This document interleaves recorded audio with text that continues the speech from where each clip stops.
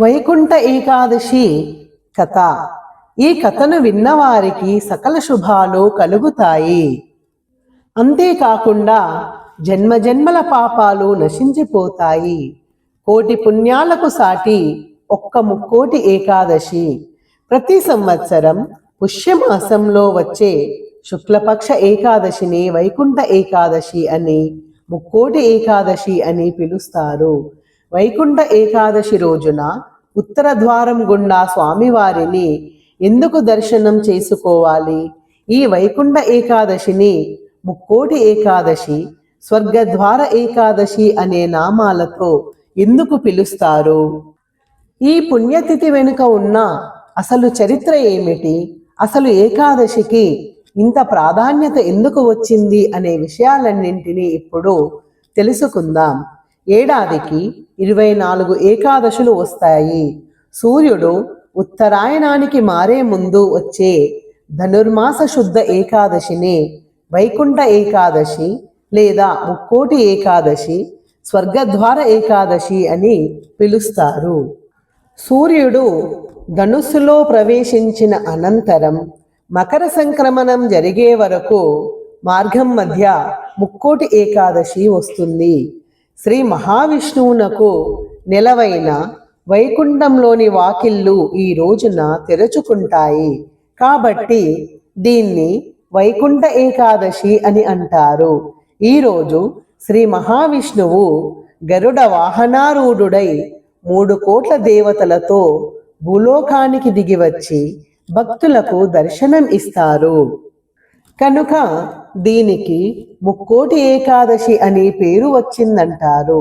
ఈ ఒక్క ఏకాదశి 3 కోట్ల ఏకాదశులతో సమానమైన పవిత్రతను సంతరించుకున్నందువల్ల దీన్ని ముక్కోటి ఏకాదశి అని కూడా చెబుతారు. దక్షిణాయనంలో చనిపోయిన పుణ్యాత్ములకు ఈ రోజుని స్వర్గంలోకి ప్రవేశించే అవకాశాన్ని కల్పిస్తారు. కాబట్టి స్వర్గద్వార ఏకాదశి అని కూడా అంటారు. అత్యంత పవిత్రమైన తిథి ఏకాదశి. మేరు పర్వతమంత పాపాన్ని కూడా ప్రక్షాళన చేయగల ప్రభావం కలిగినది ఏకాదశి వ్రతం. ఏకాదశి నాడు చేసే పూజలు, జపాలు, స్నానం, దానం ఇలా ఏ ఒక్క పుణ్యకార్యమైనా అఖండ ఫలితాన్నిస్తుంది. శ్రీ మహావిష్ణువునకు అత్యంత ప్రీతిపాత్రమైనది కాబట్టి ఏకాదశిని హరివాసరం అని కూడా అంటారు. కృతయుగంలో చంద్రావతి నగరం రాజధానిగా చేసుకొని మురా అనే అసురుడు రాజ్యపాలన చేస్తూ ఉండేవాడు. అతడు మహాబలవంతుడు. దేవతలను, ఋషులను, ప్రజానీకాన్ని పట్టి పీడిస్తూ క్రూరంగా హింసించేవాడు.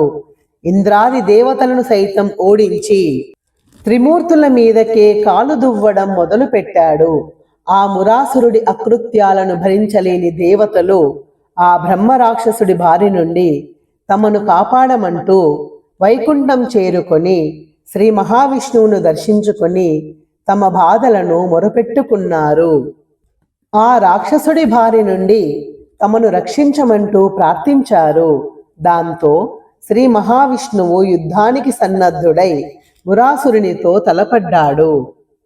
ఇరువురికి మధ్యన భీకరమైన సంగ్రామం మొదలైంది. 100 సంవత్సరాలుగా యుద్ధం జరుగుతున్నా ఎవరికీ స్పష్టమైన గెలుపు రాలేదు. శ్రీహరికి భయపడిన మురాసురుడు సాగర గర్భంలోకి వెళ్ళి దాక్కుంటాడు. అతనిని బయటకు రప్పించేందుకు ఉపాయం పన్నిన నారాయణుడు తాను యుద్ధం వల్ల అలసిపోయినట్లుగా నటించి విశ్రాంతికై బద్రిక ఆశ్రమంలో హైమవతి అనే గృహంలోకి వెళ్ళి నిద్రిస్తున్నట్లుగా నటిస్తాడు. విష్ణుమూర్తి విశ్రాంతిని తీసుకుంటున్న విషయం మురాసురునికి చేరింది. విష్ణువు నిద్రలోనే ఉండగానే అతన్ని సంహరించాలనుకొని నిదానంగా ఆ గుహకు చేరుకున్నాడు. కానీ విష్ణుమూర్తిది అంతా యోగనిద్రే కదా. ఎప్పుడైతే చెడు తలంపుతో ఆయన మురాసురుడు విష్ణుమూర్తి దగ్గరకు చేరుకున్నాడో వెంటనే విష్ణుమూర్తిలో నుంచి ఒక శక్తి ప్రవహించి ఒక కన్య ఉద్భవించింది. దివ్యాస్త్రములు చేతబూని కేవలం తన కంటి చూపుతోనే ఆ మురాసురుడిని భస్మం చేసింది. తన రక్షణ కోసం ప్రత్యక్షమైన ఆ దేవిని చూసి శ్రీ మహావిష్ణువు చాలా ప్రసన్నుడయ్యాడు. ఆ కన్యకు ఏకాదశి అని పేరు పెట్టి ఏం వరం కావాలో కోరుకోమన్నాడు. ఆమె సంతోషంతో, దేవా, మీ యొక్క దేహం నుండి ఉద్భవించిన నాకు ఏకాదశి అని పేరు పెట్టి నన్ను ధన్యురాలిని చేశారు. నేను జన్మించిన ఈరోజు నా నామముతో పిలువబడి ఈరోజు నా వ్రతం చేసుకుని ఉపవాసం జాగారం చేసిన వారికి సకల పాపాలు తొలగి వైకుంఠ ప్రాప్తి కలిగేలా ఆశీర్వదించండి అని అడిగింది. ఆమె కోరికను మన్నించిన శ్రీహరి ఆ వరాన్ని ప్రసాదించడంతో ఏకాదశికి విశిష్టత ఏర్పడింది. ఏకాదశి రోజు మురాసురుడు బియ్యంలో దాక్కుంటాడని, అందుకే బియ్యంతో చేసిన ఏ పదార్థం తినకుండా ఉండాలని అంటారు. ఈ రోజున ఉపవాసం ఉంటే మిగతా 23 ఏకాదశులు ఉపవాసం ఉన్నట్లే అని విష్ణు పురాణం చెబుతుంది. ముర అంటే తామసిక, రాజసిక గుణాలకు, హర్షడ్వర్గాలకు ప్రతీక. వీటిని ఉపవాస జాగరణ ద్వారా జయిస్తే సత్వగుణం లభించి తద్వారా ముక్తికి మార్గం ఏర్పడుతుంది. వరి అన్నంలో ముర నివాసం ఉంటాడు కనుక మందబుద్ధిని ఇచ్చి జాగ్రత్తను దెబ్బతీస్తాడని అంతర్ధానం. ఏకాదశి నాడు ఉపవాసం ఉండి ద్వాదశి నాడు అన్నదానం చేస్తారు. ఒకరోజు భోజనం చేయక తర్వాతి రోజు చేయటం వలన జిహ్వకు భోజనం యొక్క రుచి తెలుస్తుంది. వైకుంఠ ఏకాదశి రోజు ఉత్తర ద్వారం గుండానే దర్శనం ఎందుకు చేసుకోవాలో తెలిపే ఈ పురాణ కథను కూడా తెలుసుకుందాం. ఒకసారి శ్రీ మహావిష్ణువు పాలసముద్రంలో శేషతల్పం మీద యోగ నిద్రలో ఉన్న సమయంలో శ్రీహరి యొక్క చెవిలో మలినాల నుండి 2 రాక్షసులు ఆవిర్భవించారు. ఇద్దరికిద్దరే భారీ శరీరులు. వారిలో పెద్దవాని పేరు మధుడు, రెండవ వాని పేరు కైటబుడు. నీటిలోనే పుట్టి నీటిలోనే పెరుగుతున్న ఆ సోదరులు ఏ తడిలేని పొడితావును వెతుకుతున్నారా అన్నట్టుగా సముద్రమంతా కలియ తిరిగేవారు. ఎదుగుతున్న కొద్దీ వారికి ఎన్నెన్నో సందేహాలు వచ్చేవి. ఈ సముద్రానికి ఏది ఆధారం? అసలు ఈ నీళ్లు ఎలా పుట్టాయి? ఇవి సరే, మనం ఎలా పుట్టాము? మనకు మూలం ఏది అని ఇలా ఆలోచించారు. సాక్షాత్తు శ్రీ మహావిష్ణువు నుండి ఆవిర్భవించడం వల్ల వారికి విశేషమైన శక్తులు వచ్చాయి. ఈ మధుకైటబులు అనంత జలరాశిలో సంచరిస్తున్న సమయంలో పద్మాసనంపై కూర్చున్న బ్రహ్మదేవుడు కనిపించాడు. అప్పుడు వారి మనసులో ఒక ఆలోచన పుట్టింది. బ్రహ్మదేవుణ్ణి తమతో యుద్ధానికి రమ్మని పిలిచారు. ఓయి, నీవు యుద్ధంలో మమ్మల్ని ఎదిరించు,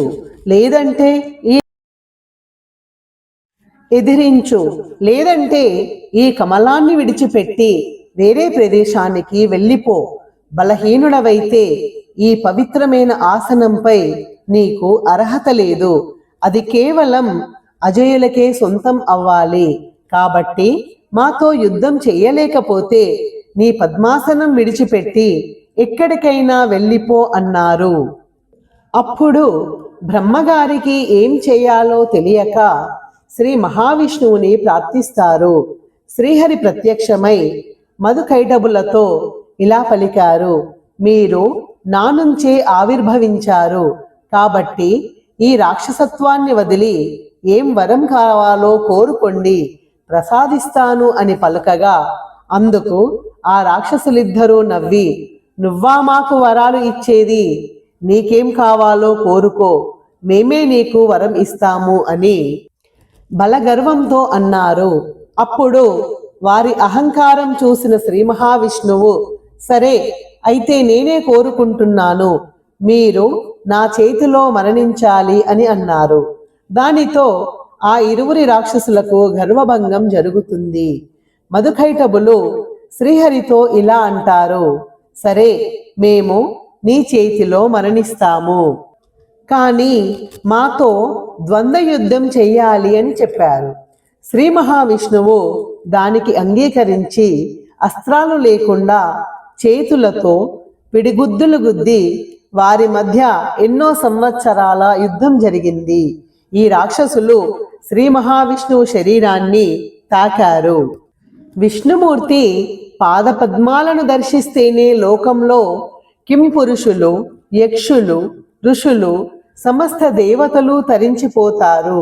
అలాంటిది ఆ రాక్షసులు విష్ణుమూర్తి శరీరాన్ని తాకి గొప్ప అనుభూతిని చెందుతారు. అప్పుడు మధుకైటబులకు మరో ఆలోచన వచ్చింది.